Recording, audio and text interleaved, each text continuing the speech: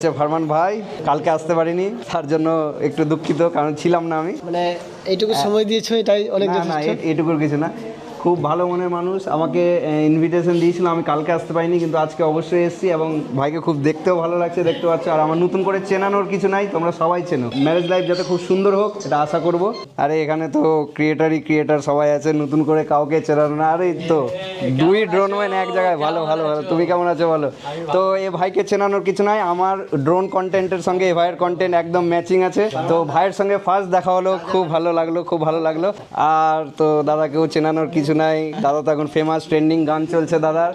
আর এ ভাইয়ের সঙ্গেও দেখা হলো গেটে। তো ফাইনালি এতদিন পর আমি কোনো অনুষ্ঠানে ফারমান ভাইয়ের জন্য আসতে পেলাম। ও ফারমান ভাইকে অসংখ্য ধন্যবাদ, কারণ এই ধরনের মিট আপ আমি এর আগে কোনো দিন করিনি, এই ফার্স্ট টাইম ফারমান ভাইয়ের জন্যই সম্ভব। সব ক্রিয়েটার একদম এক জায়গায়, মানে চারিদিকে তারকায় ভর্তি। ফারমান ভাইয়ের সিলভার প্লে বাটন।